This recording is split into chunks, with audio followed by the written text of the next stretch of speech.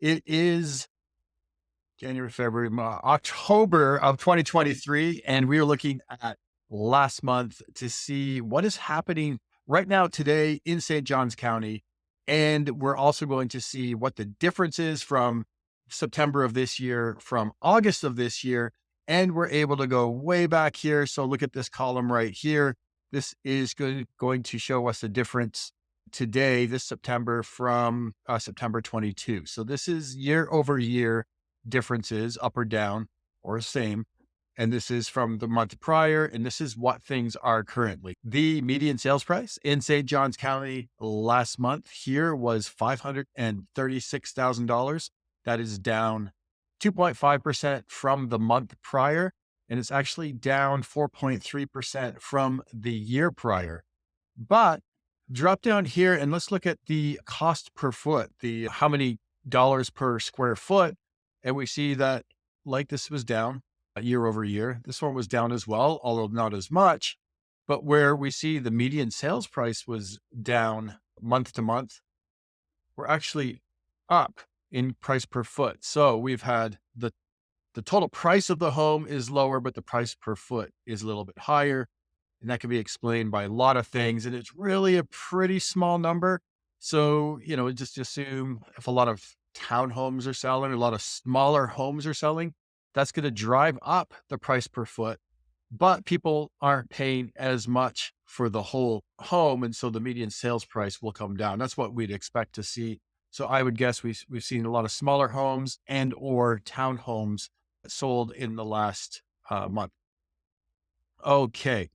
So continue along here, there were 393 homes that actually closed, and that's actually way up. So we have a 15%, almost 14% more deals that closed in September of this year than last year. And I remember last year, there was a pretty big drop off. So that's good to see. But we did see a little drop off here as well, because we are actually down from August to September. It was down 12% in closed sales. That's normal. Seasonally, we do see that. We know that July, things start to maybe sputter a bit. August, people are getting desperate. They want schools before August 10th. Or you have some like new construction stuff that was supposed to close early August, got pushed out. It closed later in August. But now September, people are taking their foot off the gas a little bit, taking a breather before they start. If the same things happened historically, we'll see mid-October, the gas pedal start going down into the holidays again. And we get a lot of the holiday buyers coming in at that time. So 393 closed sales, and the average days on market is 46. So if you're priced in the middle of market, you may expect your house to sit for 5 or 6 weeks on the market before you get a contract. And that is longer than the same time last year. And it's significantly longer than August. So that's pretty interesting right there. That's up 32%. So here on list price received, that shows us that sellers are typically getting 97.6% of list price. So the price they're at, they're giving up, 2.5% to the buyers. Now it's interesting. I want you to remember the stat doesn't show us what the original list price was. So whatever the list price was when it went under contract, that's the difference. So some of these homes may have listed high, then they've had price drops, and then it finally got to a spot where the buyers were interested enough to make an offer that was about 2.5% under the price that it was listed at that time. So, saying that sellers are going to receive 2.5% or going to give 2.5% discount off their list price, that doesn't account for the other 1, 2, 3, 5% drops that they've already done before it got a contract. So keep that in mind when you see this. This number is pretty flat right here, but then look at this next number. So this is the number of homes that closed over list price. And that typically signals to us, it means there were multiple offers. So they listed and then someone else came in, or a contract came in, and then 1 or 2 other contracts came in and pushed the purchase price over the list price.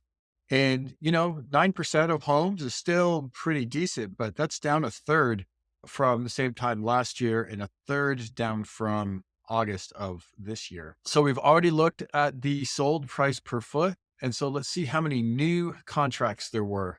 So we're actually, again, that makes sense that we have more closings than the same time last year. And there were also, we had more pending. So no more new contracts from the same time last year. Again, remember, well, maybe you don't remember, but I remember it was about July 25th last year. The market started dipping like through August into September was probably where we felt it the most.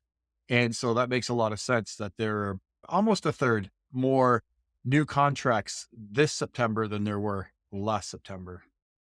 And so we had 735 new listings hit the market. And wowie, that is 54% higher than the same time last year. So people just weren't even listing last year. And it's about 1.2% from the month prior. So active inventory, 1,648. That feels pretty healthy. It feels like pre-COVID type levels, which is good. I'd like that the market seems to be stabilizing some. There's definitely a lot of tension between people not wanting to list and buyers on the sideline because of interest rates. But then the people who are shopping, there's low inventory. So there's some tension there, but it's good to see some options for buyers right now. Does mean competition for sellers, but 1,600 active homes for sale in St. Johns County feels like a good number to me. And it's actually way up almost 50% from last year. And it spiked up almost just shy of 10% from the month prior. And then this number right here, month supply of inventory or absorption rate, that's just a fancy way of saying how many months it would take to run out of homes if nothing else came on the market. So looking at buyer demand, the average from the previous 3 months compared to the number of homes we have for sale right now, if nothing else came on the market, we'd run out of homes for sale in 4.2 months. And what you need to have in your head is like 5 is a super balanced market, 5 and 6 months of inventory. The sellers and buyers have pretty much equal footing. And then if these are sellers over here, as the months of supply drops, sellers get more advantage and buyers get a disadvantage because there's fewer homes based on, versus the demand. And as that number goes higher, as we hit like 6, 7, 8, buyers have an advantage and sellers are having to give more concessions to buyers. So right now, arguably, just by the numbers, you could say that sellers have like a little bit of a slight edge, but it's really in reality, it actually feels a little more balanced out there where both sides our buyers are giving, I'm just going to stand like this, sit like this for the whole video. Our buyers they're not getting everything they want from the sellers, and sellers are still giving some contingencies, giving some ground on different things for the buyers. So anyways, that's your market stats for this month. We'll see you guys next month. Let's go. Stay classy, St. Johns County.